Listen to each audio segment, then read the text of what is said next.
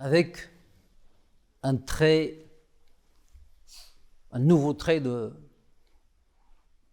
la personnalité du prophète sallallahu alayhi wa sallam, mais il s'agit ici de la miséricorde, mais qui est un trait très prononcé qui a marqué l'environnement du prophète alayhi salatu wa salam et qui a marqué l'histoire de ce prophète alayhi salatu wa salam, au point qu'on l'a appelé le prophète de la miséricorde. Dieu même dans le Coran l'appelle miséricorde. Il n'avait pas seulement un cœur plein de miséricorde, mais lui-même était miséricorde. Et nous ne t'avons envoyé que miséricorde pour les mondes. Pour toute chose, il était miséricorde. Sa miséricorde était accessible à tout le monde, les ennemis comme les amis, dans toutes les circonstances, qu'ils soient dans un état d'aisance ou qu'ils soient dans un état d'opulence ou de nécessité, le prophète était toujours miséricordieux. La miséricorde déborde de sa personne, dans tout ce qu'il fait, dans tout ce qu'il dit et dans ses relations et ses traitements avec les autres.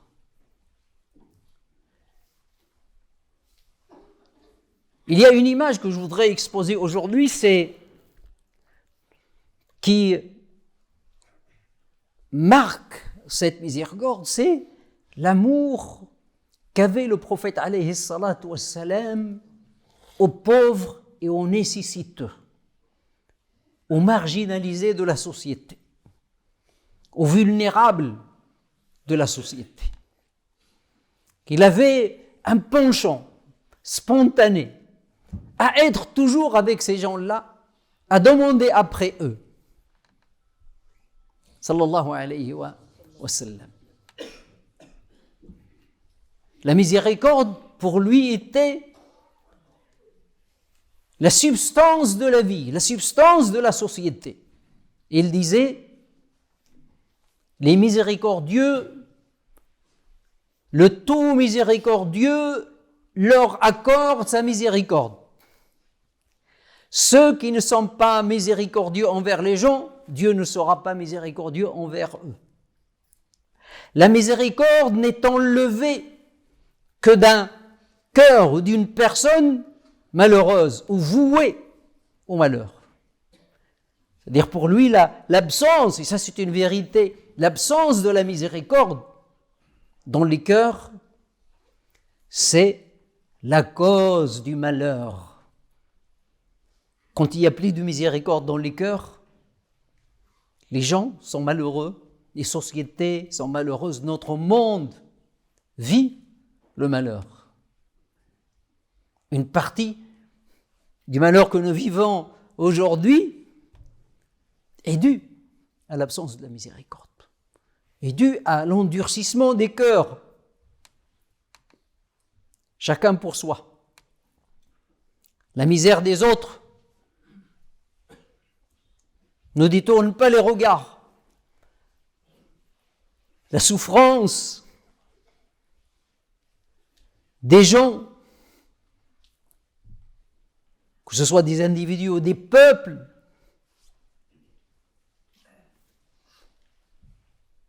ne fait pas bouger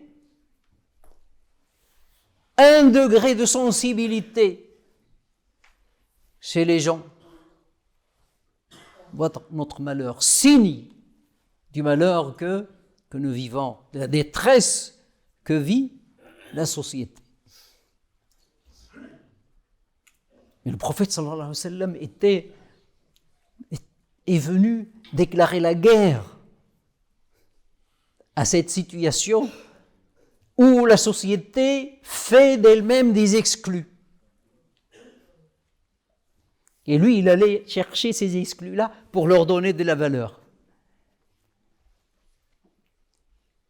D'ailleurs, si vous lisez le récit, quand le prophète sallallahu alayhi wa sallam était lui-même vulnérable à la Mecque, sauf que le prophète était issu d'une famille de noblesse familiale.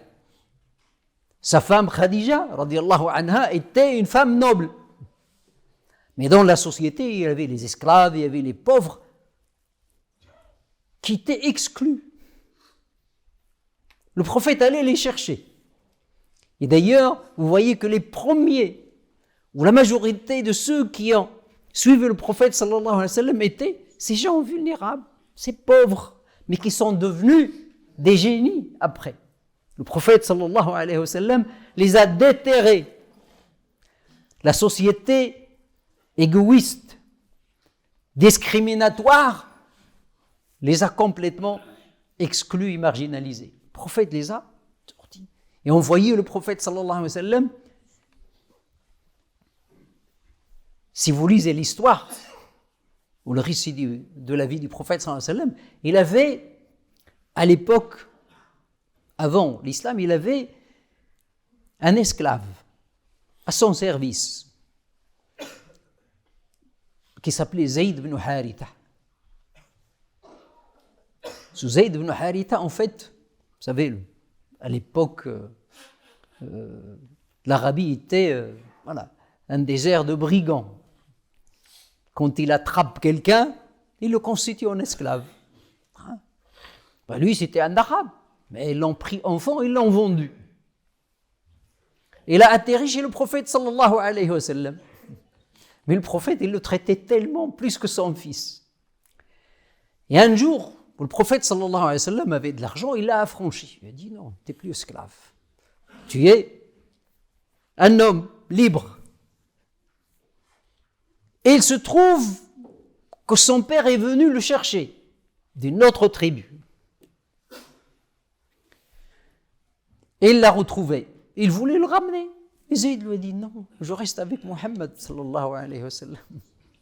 C'est mon père adoptif. Parce qu'il était tellement traité de bonté. Et la miséricorde du prophète sallallahu alayhi wa sallam l'avait incombé.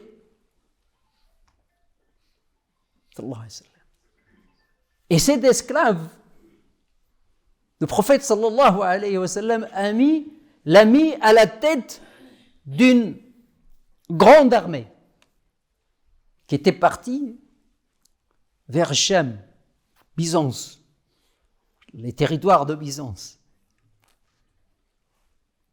Et sous ses ordres, il y avait les grands compagnons, les nobles, Abu Bakr, Omar et d'autres.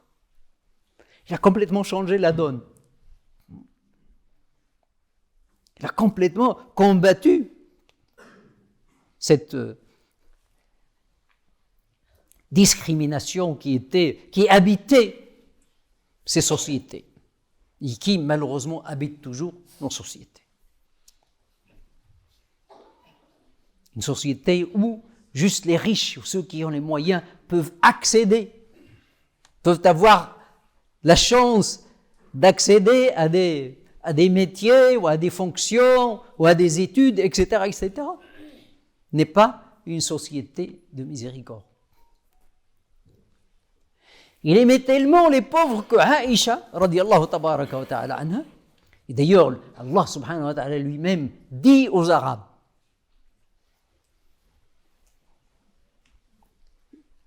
certes, un messager pris de vous, c'est-à-dire parmi vous, est venu à vous. Il est très dur pour lui de vous voir endurer des difficultés. Une, des caractères, à cause de la miséricorde. Il ne supportait pas voir les gens souffrir ou subir de la gêne. C'est comme si Allah, subhanahu wa ta'ala, Dieu leur dit, comment vous ne pouvez pas suivre un homme qui ne demande rien? Qui? Le mal que vous subissez lui fait trop de mal, insupportable pour lui. Harisun alaykum, plein de sollicitude pour vous. Compatissant et miséricordieux envers vous. La miséricorde se déverse du prophète sallallahu alayhi wa sallam envers tout son environnement. Aïcha dit, le prophète sallallahu alayhi wa sallam, dans l'une de ses invocations, il disait, ô Seigneur, fais que je passe ma vie comme pauvre et mourir comme pauvre, et que je sois rassemblé le jour de la résurrection parmi les pauvres. Sallallahu alayhi wa sallam. Et ça, c'est une distinction qu'il avait depuis qu'il était, avant qu'il soit prophète. Il cherchait toujours les pauvres pour les aider, Une fois, Abdullah ibn Amr ibn al-As, radiallahu ta'ala, un scribe, un grand compagnon, qui lui était riche, il n'était pas pauvre. Il dit, une fois le prophète entre à la mosquée, et puis il se dirige directement vers l'assemblée des pauvres. Parce que à la mosquée, il y avait une partie qui était réservée aux sans-abri. C'était ce qu'on appelle Ahl al-Suffah. Al-Suffah, c'est un coin dans la mosquée. Les gens qui n'avaient personne. C'était des gens qui étaient pauvres. Ils n'avaient pas de travail. Au début des premières années à Médine, les musulmans étaient très pauvres. C'est-à-dire, les choses se sont améliorées que après la conquête de Khaybar, c'est-à-dire vers le 6e année. Il se dirigeait directement vers cette assemblée des pauvres. Il le voyait, il discutait avec eux. Il leur faisait des discours et à la fin, il leur a passé une nouvelle qui est qu'il serait parmi les gens du paradis. Et Abdullah ibn Amr ibn al-As, il dit, je me suis dit, c'est dommage. Il était triste de ne pas être pauvre en ce moment-là. C'est comme s'il s'était privé de quelque chose. C'est à ce point que le prophète sallallahu alayhi wa sallam remontait le moral à ces pauvres qui sont dénigrés. Et il a montré dans sa vie que la société peut enfouir beaucoup de compétences à travers cette discrimination riche-pauvre. Parce que beaucoup de ces pauvres-là sont devenus des grands chefs, des grands réformateurs, des grands savants. Radiallahu tabaraka wa ta'ala anhum. Il disait, le prophète sallallahu alayhi wa sallam disait à ses compagnons, ramenez-moi vos pauvres, ramenez-moi les gens qui sont vulnérables. Parce que lui, il ne connaît pas tout le monde. Il dit, ramenez-les pour que je puisse les soulager. Et il leur disait, sachez que la subsistance qui vous atteint, c'est grâce à ces pauvres, à ces pieux pauvres qui endurent la pauvreté. Et sachez que la victoire que vous avez, c'est grâce à ces pauvres. Mine de rien, on voyait que dans certains combats, la majorité était des pauvres. Et la victoire était à ces musulmans. Prenez par exemple la Ghazwa de Badr. Ghazwa de Badr, les gens n'avaient même pas, certains n'avaient même pas de quoi combattre. Il n'y avait pas de cheval, il y avait 2 ou 3 chevaux. Parce que les gens n'avaient rien.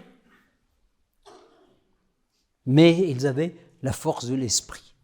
Ce sont ces pauvres-là que le prophète sallallahu alayhi wa sallam mettait en avant. نسأل الله تبارك وتعالى أن يجعلنا وإياكم ممن يستمعون القول فيتبعون